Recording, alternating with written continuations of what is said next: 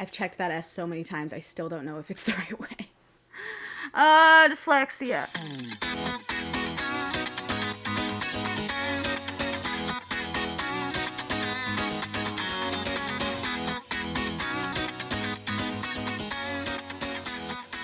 Hi, how you doing? How's everybody? How we doing? I'm Hayley. Nice to see ya. We are going to today be watching Attack on Titan OVAs. You're going to notice that Oliver is not here. The reason he is not here is because Puka is. Hi, are you gonna lie down? Are you gonna lie down? There, perfect. Oh, grumble.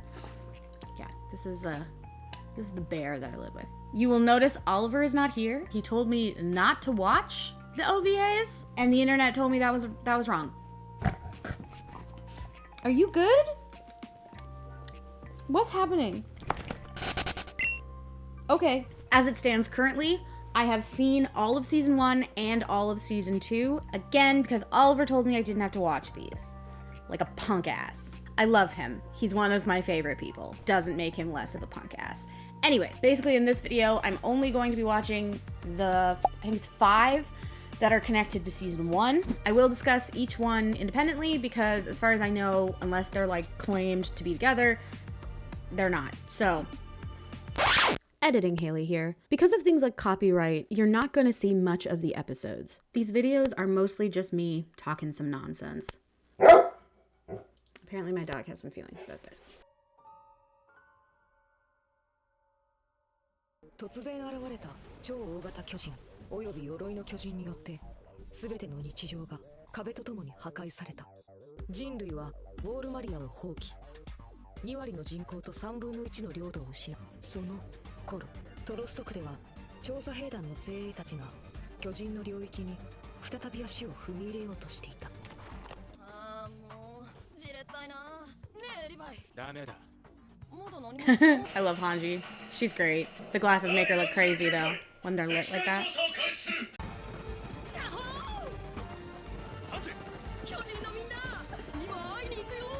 Hanji's nuts. She's great, but she's fucking nuts. Ooh, these ones have captions on the opener. I'm gonna watch the whole opener and read the captions.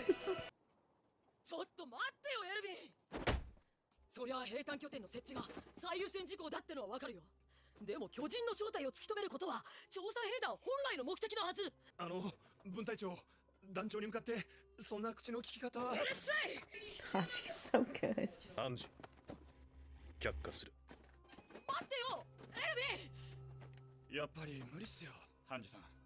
巨人なんてぶっ殺すのも命がけだってのに、生け捕りと来た日にはいくら命があっても足りねえっす。ハンジさん。分隊長、やりすぎです。ごめん。くそ、マジで死にかけたぜ。あの人、正気じゃねえよ。あのさ、あんたも一応調査兵団の一員なんだから、もうその芋臭い喋り方やめてくれない？森田、いるぞ。総員、寺川大佐。エルビー、行かせてもらうよ。待て。Fucking Hanji. こっちはいい天気だね。あっちゃ、大丈夫？Just keeps going. こっちだ、マヌケ。いいよ、その調子。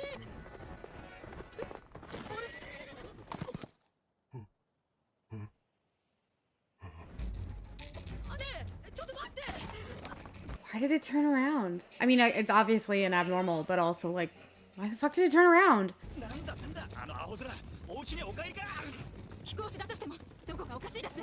I miss this little group. Makes me sad that they all died really aggressively.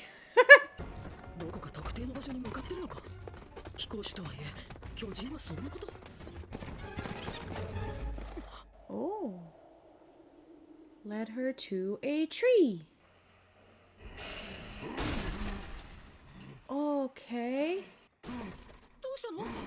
ここがあんたの来たかった場所の。危ねえ。取って。マロ。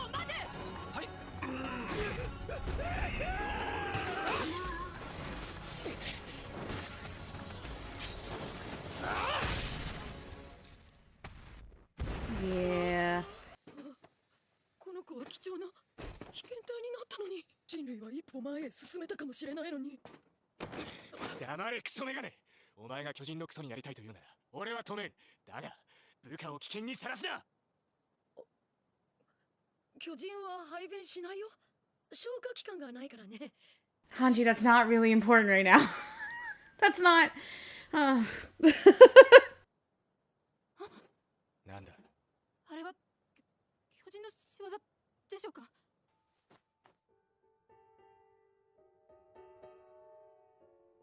Oh, they have no head. 34回目の腕章。ルツランクラ。リヴァイ、それは？これはイルゼラングナーの戦果だ。 Interesting. 巨人の支配する壁の外で馬を失ってしまった町への帰還。生存は絶望的。ただ巨人に遭遇せず壁までたどり着けるかもしれない。この紙に今を記し、今できることを全力でやる。 Oh shit. She's literally like, I just have to avoid contact, and then gets real close to one. That sucks. Oh, girl. 巨人遭遇、すぐに私を食べない。飛行士か。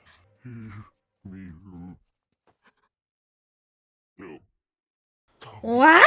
巨人が喋った。Okay. この巨人は表情を変えた。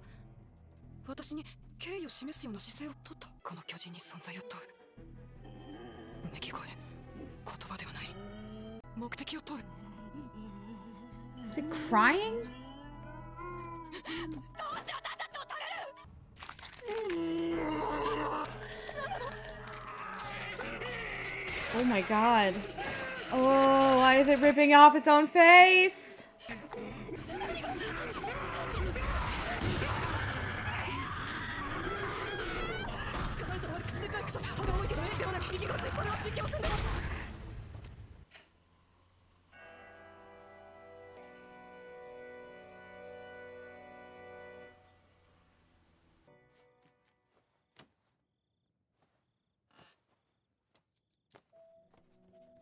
エルヴィン・スミス殿、同封した手帳の写しを一読していただけたなら明らかなように、それが示唆するところは一つ。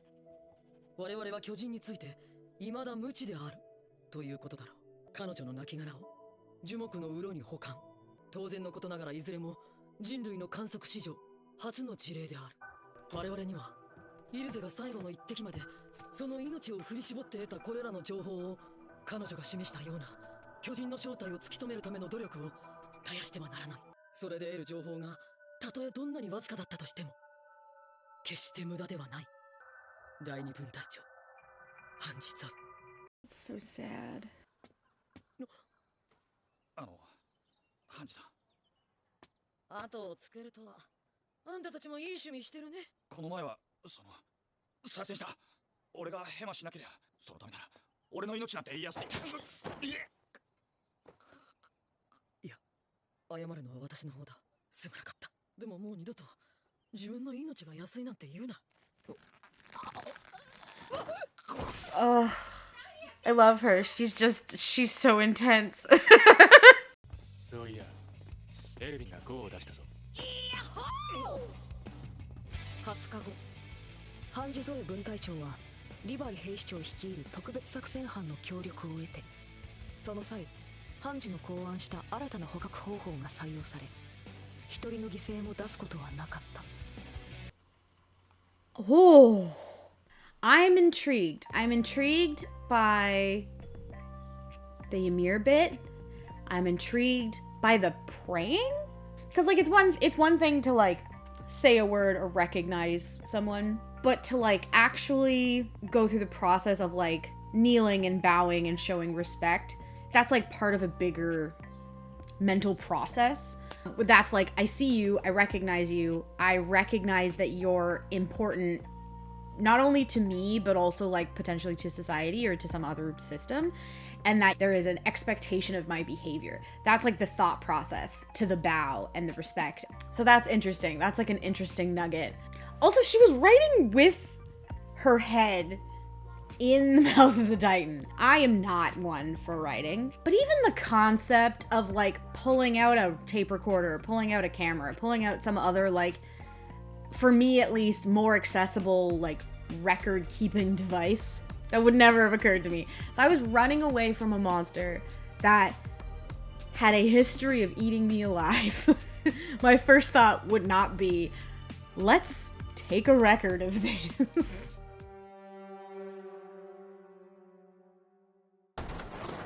何度言ったらわかるんだい。お昼だよ。ババノックしろよ。いいから出てけ。このクソババア。 It's been 8 seconds and he's already being a little bitch. Fuck. I wonder if this episode is going to give us some insight into why Jean is such a little bitch.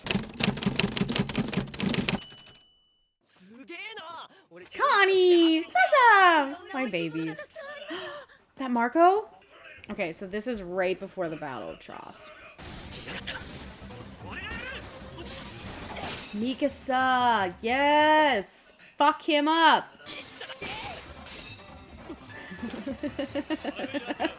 Oh, everyone's getting better at it and he still sucks. His fucking raised hands. We better learn that he's got some family trauma or else I'm gonna be pissed. I love that Eren and Mikasa are just sort of like, not, they don't fucking care. I love Annie. I'm so sad that she's in her little ice cocoon. I miss her.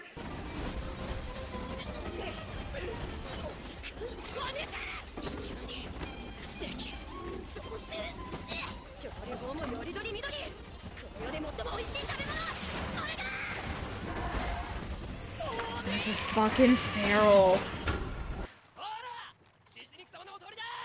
お母様がお見えだ。ジャンボ。まったく困った子だよ。その服スープでもこぼしたのかい。しょうがないね。やめろよ。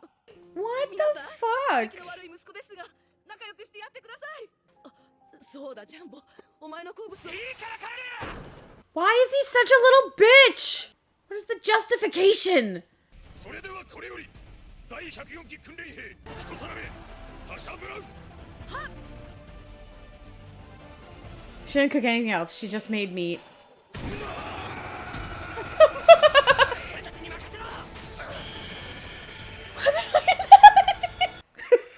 Okay, I know that this one isn't plot relevant, but it is excellent. And anyone who doesn't watch it is missing out on some stuff. さあ次はチャンの番ですよ。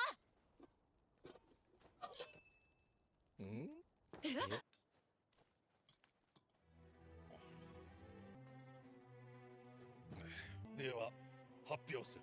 It's gonna be Jean. 全キリシタインの勝ちとする。 Jean. Everybody's shooketh. なぜ肉が負けるのですか。人は肉であります。その通りじゃ。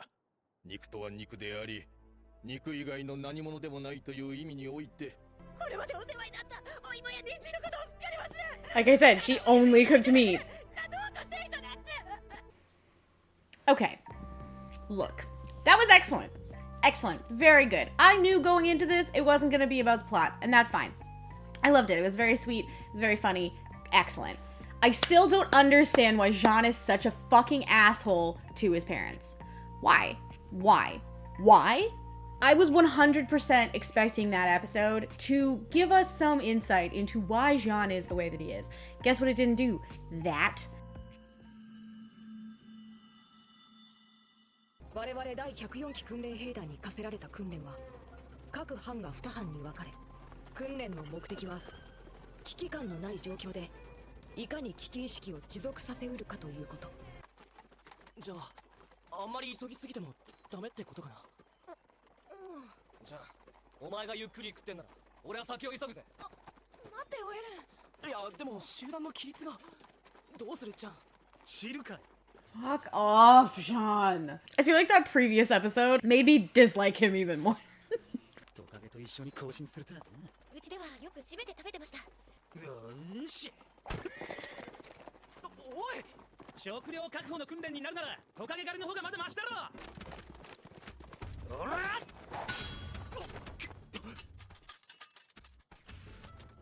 Boys! ジャン・キルシュタインは食料を捕獲するための訓練をエレン・イェーガーに邪魔されたと報告しとけ。あれくらいの大きさなら全員分あるのに。 Poor Sasha. She's like, I just want to eat protein. ここに置いておいたんだ。気づいたら影も形も立体起動装置がなくなるなんて。馬車の跡、それも複数だ。この辺りに住人がいるって情報はない。姿を見られれば襲ってきたかもしれない。命があるだけ良かったと思った方がいい。 She's like terrifying, but also just awe-inspiring. I love her. 何のために訓練兵団に来たんだ。少なくとも命を粗末にするためじゃねえな。いいハルミ、食事中の雑談だ Just から。 a chatting meal time. Oh, Marco. Also, Krista, why are you on your own? You're gonna get murdered.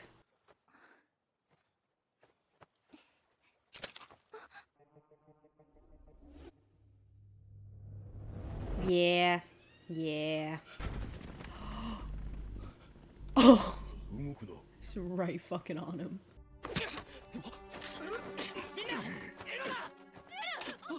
Like, do what, Aaron? Just shoot John?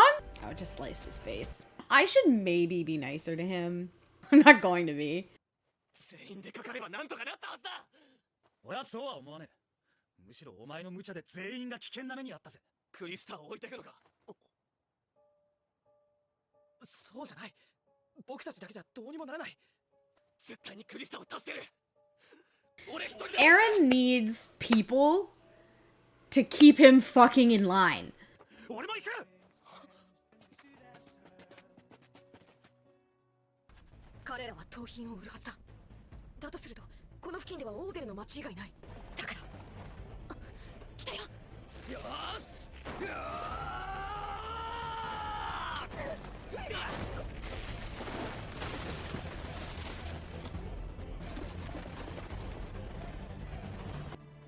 装置が前の馬車なら1回、後ろなら2回、両方なら3回鳴らせ。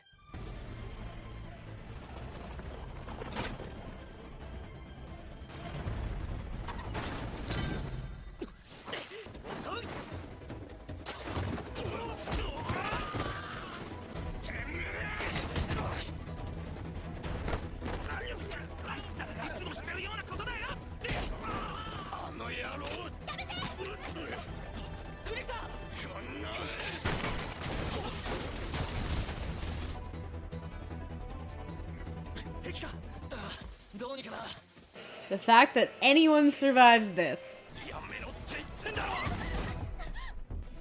あんたには責任を取ってもらうぜ。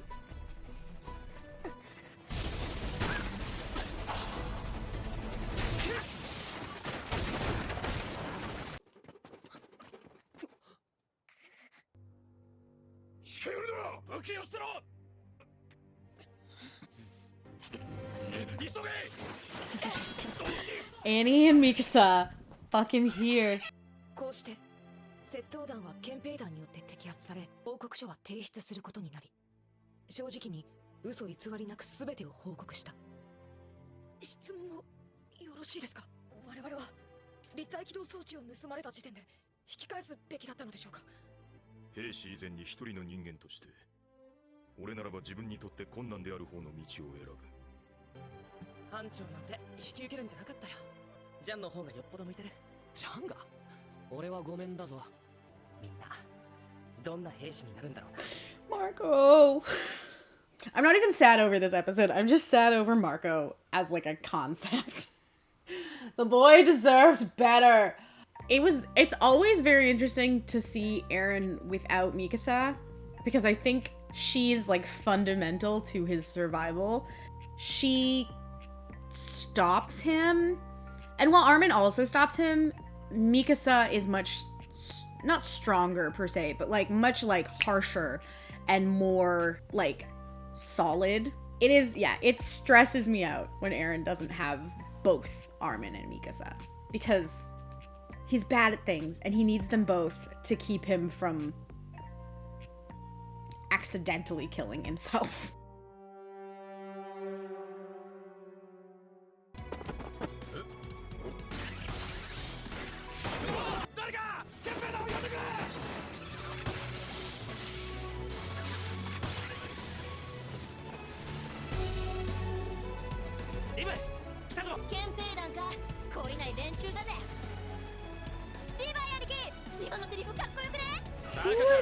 bib is.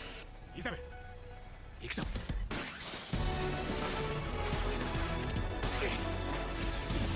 地下街三重の壁に守られ華やかな王都の陰に生まれ育った者たちは一度も地上に出ることなく一生を終えることも珍しくなかった。立体起動装置が手に入ってから仕事が格段にやりやすくなったよな。聞いたか、階段通行料も値上がりしたって。ああ、あれじゃ貧乏人はますます日の光は拝めない。どの階段も自分たちで買い占めてるから値段はつけ放題だ。居住権がなきゃ大していられない。すぐに強制送還だ。あとどれだけあれば上に住めるかな。Man, this fucking class system is a disaster. I mean, ours isn't much better.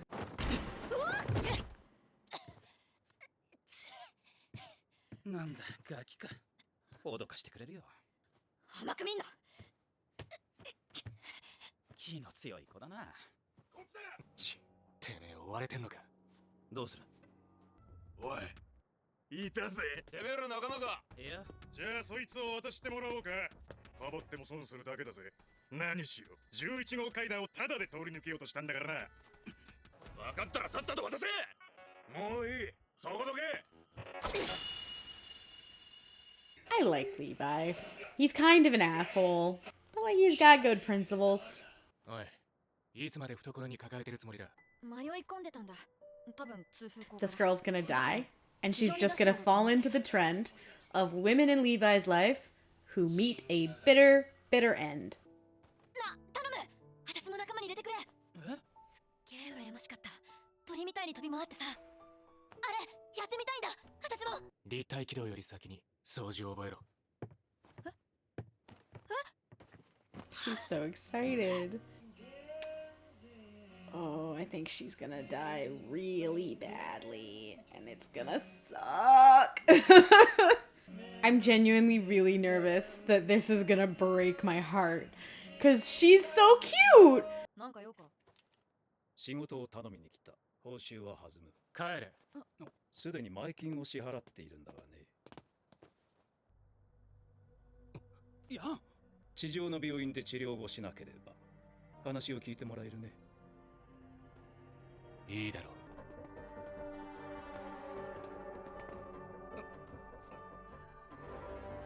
そいつらか。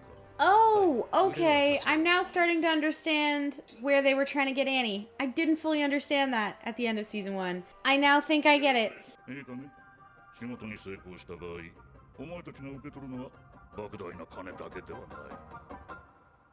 地上の居住権だ。Ooh. あの仕事は本物だ。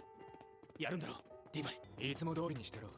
だがもしあのハゲの言う通り奴らが出てきたら仕事を始める。リヴァイ、来たぞ。追ってな。あの動き、憲兵団じゃない。調査兵団だ。 Okay, so those are scouts. That's the story of how he got recruited. Cause damn. Oh, it's Mike. Misha. Mike, whatever the fuck his name is. It's that one. It's the one who sniffs. And there's Erwin. よせ、周りをよく見ろ。立体起動の腕も見事だった。あれは誰に教わった？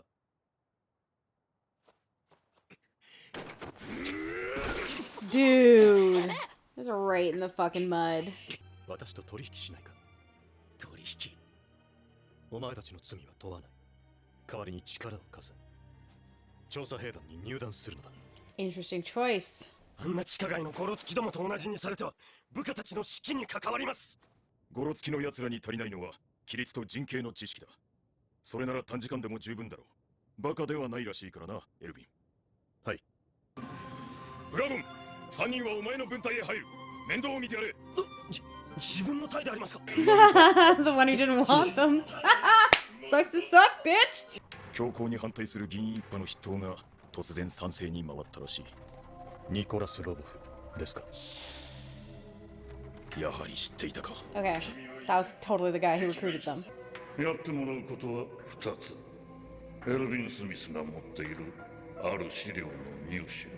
そして調査兵団分隊長。 Okay, so they were tasked to kill Erwin. 団長、私は調査兵団に入って実際に巨人と戦うことで人類がいかに危うい状況に置かれているかを知りました。だからこそ我々はどんな卑劣な手段を用いようと壁外調査、巨人から世界を取り戻す努力を放棄してはならないのです。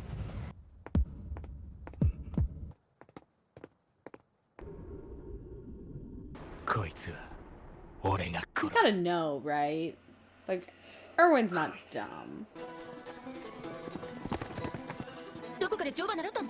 いや、でも昔から動物は好きなんだ。こいつも私のことが好きだって言ってる。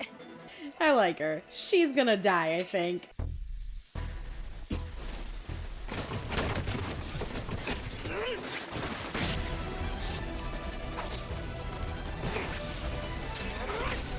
And not a fuck was given that day. くそ、どこだ。荷物も少ないし楽勝だと思ったのに。He's like, shit, there's nowhere to hide in this fucking room. Gotta love a minimalist room. It makes break-ins really noticeable, and it's really hard to hide. なんかやってもダメだ。部屋に置いてないと思った方がいい。で、考えたんだけど、壁外調査を利用する。リヴァイ、いいな。ああ。ただし、俺一人で行く。え？なんでだよ。俺たちはまだ本物の巨人を見たことがない。壁外も初めてだ。行って帰ってくるだけで精一杯かもしれん。俺一人ならなんとかなる。勝手に決めるなよ。やってみなきゃわかんないだろ。 She's got an Aaron vibe, and it's gonna get her killed. 兄貴、外へ行くときは3人一緒にだろ。忘れたのか。好きだ、こんなに明るい。そうさ、ここは地下じゃないんだ。もう絶対地下には戻らない。一緒にやろうぜ。 They're gonna die, and it's gonna suck! I can already tell it's gonna make me really upset. 第23回壁外調査を開始する。前進せよ。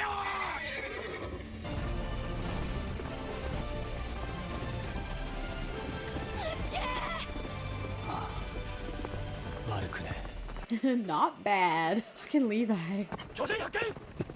右手前方15メートル級一体。あれが巨人。後方からも10メートル級が2体こちらへ向かってきます。応戦する。一体軌道に移る。 Just fucking jumped.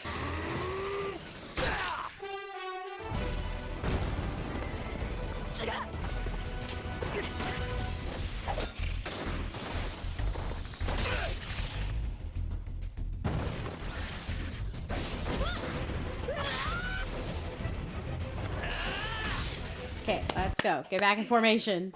俺たちで巨人を倒した。兄貴、やったよ。ああ、よくやった、お前ら。確かにガスを使いすぎだ。仲間たちの命よりも持ち物の節約を重視しろと。何か迷いがあるのではないのか。それはすぐにお前自身を殺すぞ。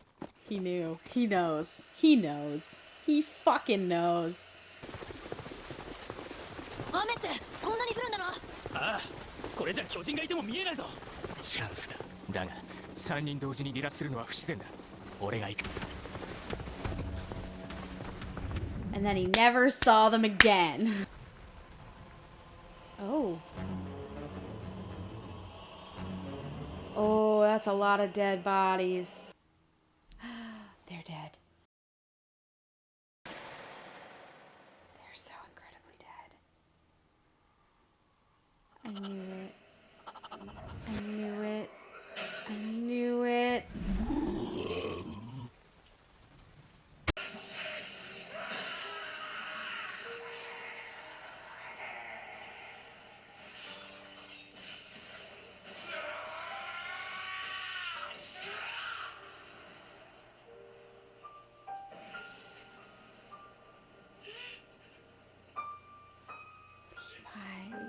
Levi snapped. I was right though. Isabel does play into the natural set of women in his life that just fucking eat it. That was unnecessarily rough. 生存者はお前だけか。無残なだな。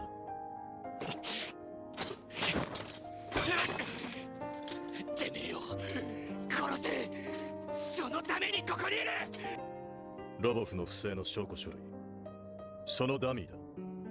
本物は今頃ダリス・ザックレー総統に届けられているだろう。ロボフは終わりだ。